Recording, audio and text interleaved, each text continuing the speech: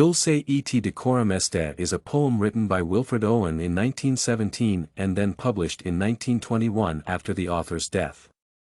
Its title is the reference to Horace's words, who once said, "It is sweet and fitting to die for one's country."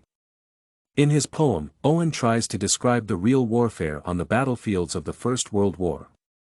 To achieve this, the poet uses formal language to attract his readers' attention to the seriousness of the war.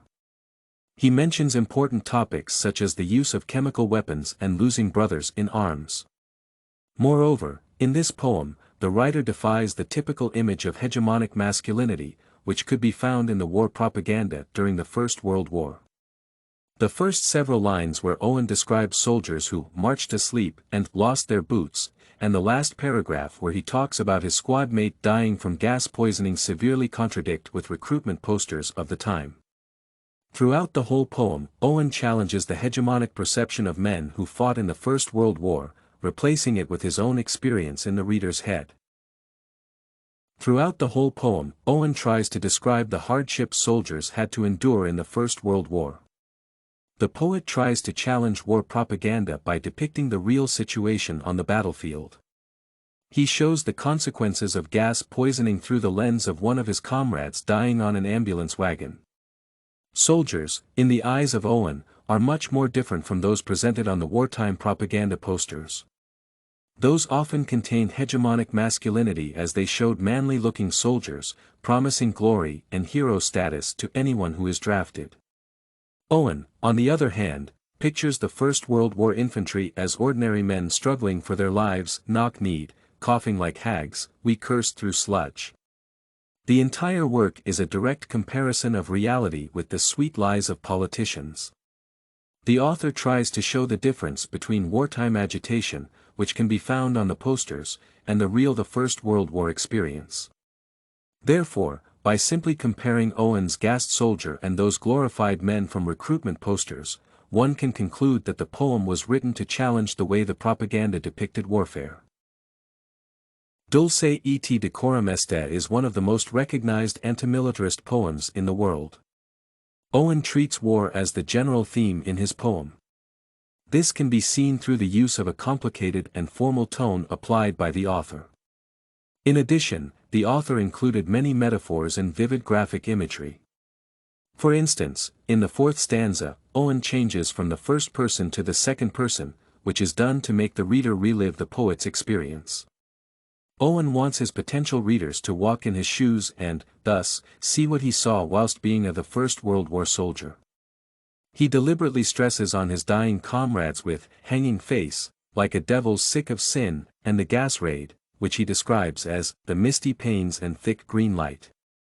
These vivid expressions open up the author's original intentions to depict the actual situation on the battlefield where people died without dignity and often in horrible pain. Dulce et Decorum Est helps its readers to build a parallel with hegemonic masculinity in war propaganda at the time and the actual situation on the battlefield. Wilfred Owen is best known as one of the most popular poets during the First World War.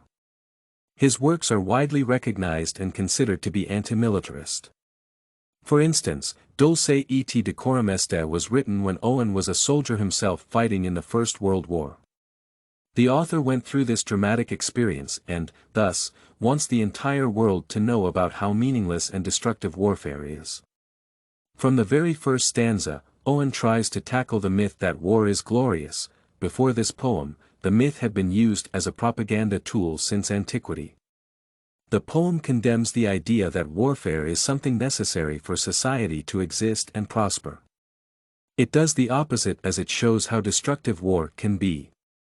Even the last two lines, Dulce et Decorum Est, were used by Owen to reinvent the meaning of Horace's words, making their initial interpretation a lie. Therefore, it does not come as a surprise that this poem is one of the best antimilitarist works available to the general public today. Owen offers an alternative view on warfare to his readers by challenging the hegemonic perception of soldiers. Owen's struggle against hegemonic masculinity can be seen in his background. Wilfred Owen was born in 1893 and died in 1918. His lifespan was incredibly short and yet full of poetry and warfare. Unfortunately, there are no essays or reviews available from Wilfred Owen and, thus, one should assume that he only had political ambitions as a writer. War is not just the main theme in Dulce et Decorum Est, it is the main topic of many other poems written by Owen during his time on the battlefield. The First World War and its tragedies served as a source of inspiration to the author. For example, in his other work Spring Offensive he also stresses his attention on how meaningless warfare is.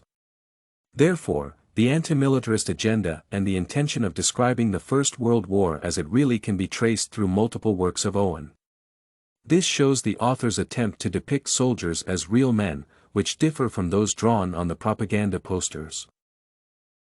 In conclusion, Wilfred Owen was, undoubtedly, one of the most notable poets of the First World War. The majority of his works aim to show how meaningless and cruel the war was. Everything in Dulce et Decorum Est points at Owen's attempt to deliver the real battlefield experience to his readers. The other defies the long-standing perception of war and offers an alternative to his readers. He does not show soldiers as perfect killing machines who are ready to accept glory in death. In fact, Owen does the exact opposite as he uses vivid language to graphically depict tired men who march to sleep. From the very first line, bent double, like old beggars under sacks, he carefully builds the parallel between real soldiers and those depicted on the wartime recruitment posters. The poet, then, goes on to describe the true meaning of Horace's words as he shows what dying for one's country really means. Ultimately, the entire poem is a challenge to hegemonic masculinity with its final goal to change the perception of those in the minds of readers. StudyCorgi.com has everything you need for successful studies. Writing tools, informative articles, and essay samples. Come check it out.